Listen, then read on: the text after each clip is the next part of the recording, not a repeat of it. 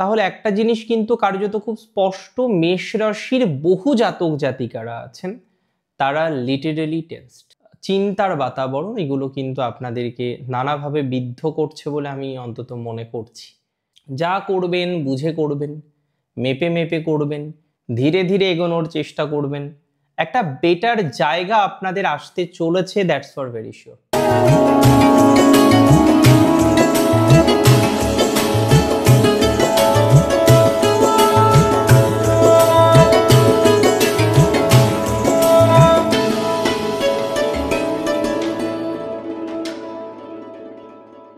নমস্কার, জয়শ্রী গণেশ, স্বাগতম আপনাদের প্রত্যেককে আজকের অনুষ্ঠানে।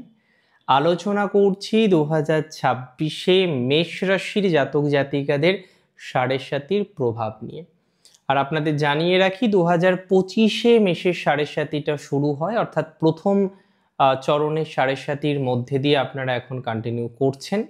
যদিও 2026-এ সাড়ে সাতির প্রথম চরণই চলবে এবং শনি দ্বাদশেই অবস্থান করবে, তবে অনেকগুলো ক্রাইটেরিয়া, অনেকগুলো বিষয় আছে যেগুলো আমাদের বুঝতে হবে। কারণ অনেক সময় হয় কি যে এই ছোট ছোট বিষয়গুলোকে কেন্দ্র করে আমাদের মনের মধ্যে অনেক বেশি টেনশন, চিন্তা এগুলো কিন্তু তৈরি হয়ে যায়।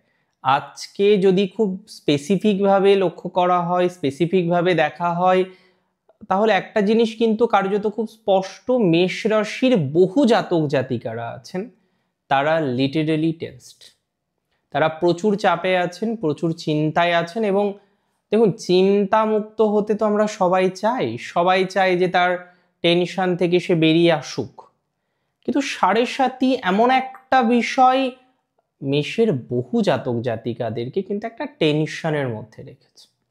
কিছু কিছু ক্ষেত্রে টেনশনটা হয়তো সঙ্গত, যে না ঠিক আছে, বাট ম্যাক্সিমাম ক্ষেত্রে আমি বলবো যে টেনশনটা হয়তো সঙ্গত নয়।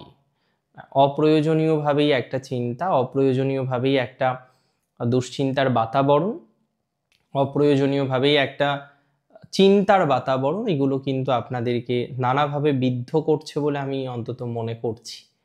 এখন প্রশ্ন হলো, এই নেগেটিভ বাতাবরণ থেকে কি আপনারা বেরোতে পারবেন? দেখুন, একটা শিওরিটি আমি দিতে পারি যে 2026-তে অন্তত পক্ষে সাড়ে সাতি চললেও তার নেগেটিভ প্রতিক্রিয়া প্রচুর আসবে না। কারণ প্রচুর আসার মতো জায়গার অভাব। কেন আসবে বা অতিরিক্ত কেন আসতে পারে, আমি কার্যত এটা নিয়ে কিন্তু খুব শিওর যে অ্যাটলিস্ট আর যাই হোক না কেন, প্রচুর নেগেটিভিটি চলে আসলো, প্রচুর স্ট্রেস চলে আসলো, বিষয়টা কিন্তু এতটা জটিল আপনাদের জন্য নয়।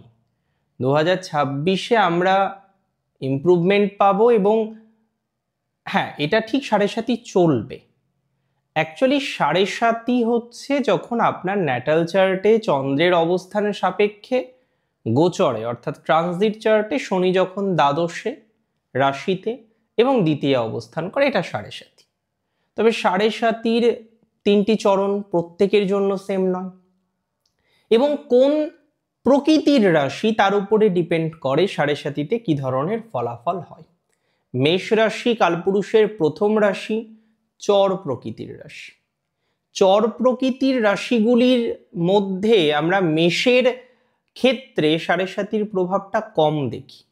এই বিষয়ে আপনি গোচর ফল দীপিকা রেফারেন্স হিসেবে দেখবেন ইউএস পুলিপ্যানির টেবিল 19 নোট করা আছে, সেখানে পরিষ্কার যে সাড়ে সাতিতে মেষ রাশির প্রথম চরণ বা অন্যান্য চরণের প্রভাব যাই হোক না কেন, প্রথম চরণে সাড়ে সাতির প্রভাব খুব মিনিমাল আসে।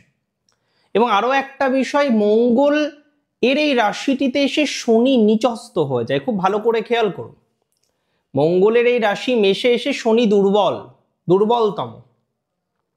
তাহলে সাড়ে সাতির প্রভাব মেষের এক্সট্রিম কি করে হতে পারে? এটা তো হতে পারে না কখনো।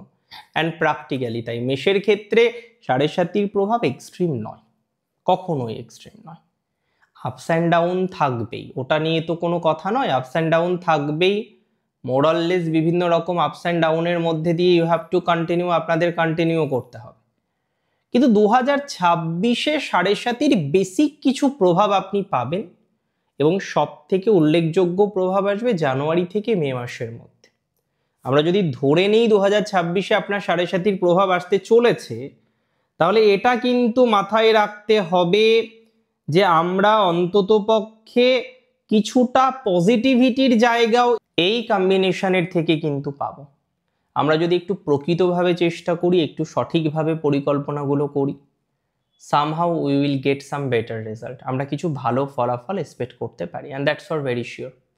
আর যদি আমাদের পরিকল্পনা ঠিকঠাক না থাকে দেন আমরা কিন্তু খুব ভালো ফল পাবো না।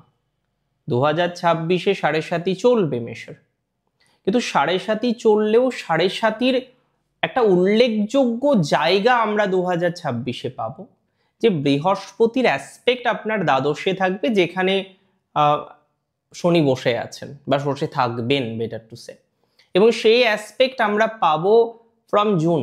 2026-এর জুন থেকে সেই অ্যাসপেক্ট আপনি পাবেন, যে বৃহস্পতির অ্যাসপেক্ট, 9th অ্যাসপেক্ট আপনার 12th হাউসে, যেখানে শনি বসে আছে। বিষয়টা কিন্তু খুব ইন্টারেস্টিং। এমনিতেই মেষের 7.5-র প্রভাব কম হয়, তারপরে যখন এই ধরনের একটা অ্যাসপেক্ট থাকছে, তাহলে মেষ রাশির খুব কঠিনভাবে ভাবার তো কিছু দরকার নেই। হ্যাঁ, আপনি যখন খরচ করছেন, আপনি যখন এক্সপেন্স করছেন, আজকে আপনি কাউকে কিছু ধার দিচ্ছেন, রেন্ট দিচ্ছেন, এই জায়গাগুলো আপনাকে বুঝে চলতে হবে। আপনি যখন কাউকে ধার দিচ্ছেন, যখন আপনি কাউকে কোনো কিছু রেন্ট দিচ্ছেন, যখন আপনি কাউকে কিছু চেষ্টা করছেন যে না তাকে ধার দেওয়ার, রেন্ট দেওয়ার বা সোসো বিষয়বস্তুগুলো নিয়ে যখন পরিকল্পনা করছেন, এই জায়গাটা ইম্পর্টেন্ট, এই জায়গাটা বোঝার আছে, এবং শুধুমাত্র এই জায়গাটিই বোঝার আছে। এই জায়গাটিকে খুব গুরুত্বপূর্ণভাবে দেখতে হবে, যেন এরকম একটা জটিলতা আছে, এরকম একটা সমস্যা আছে, যে রেন্ট দেওয়া যাবে না, ধার দেওয়া যাবে না, কাউকে লোন দেওয়া যাবে না, এটা মেনটেন করুন। নাম্বার 2, বিদেশে যাওয়ার, বিদেশ থেকে আসা হুটহাট করে ডিসিশন নেবেন না। আপনি পরিকল্পনা রেখেছেন বিদেশে যাবেন, well and good, you can go, easily you can go. But আপনি হঠাৎ করে ডিসিশন নিলেন যে না সমস্যা হয়ে যাবে, জটিলতা আছে, ডোন্ট ডু দ্যাট, এটা করা যাবে না। যা করতে হবে, যতটা করতে হবে, খুব বুঝে শুনে করতে হবে।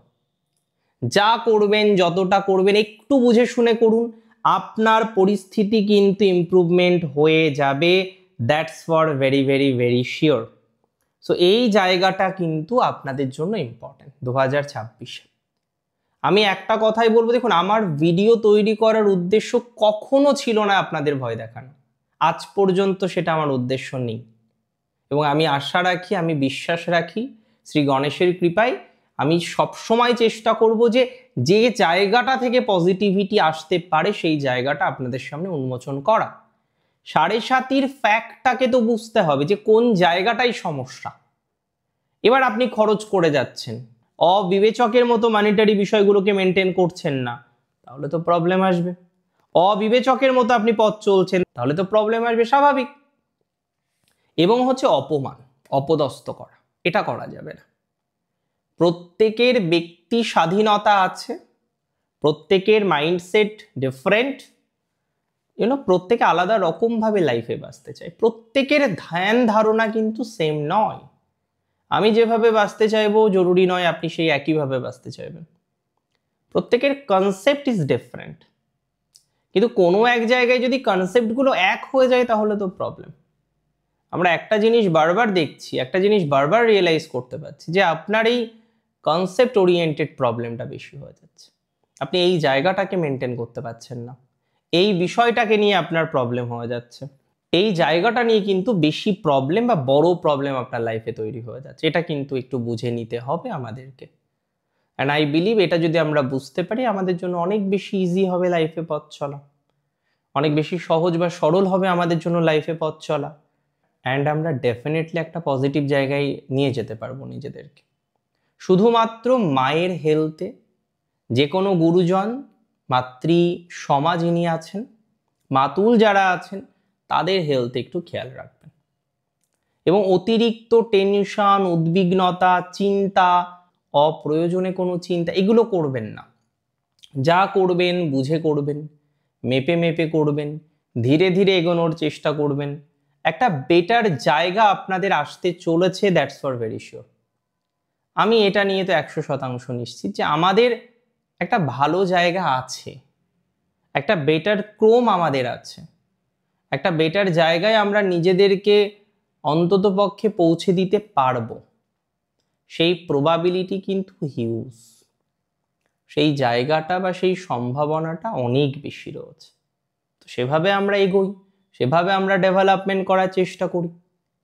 অ্যান্ড 7.5 চলছে বলে ভয় পেলেন, অযথা টেনশন করলেন, শরীর খারাপ হলো, বিপি বাড়ালেন, এগুলো করবেন না।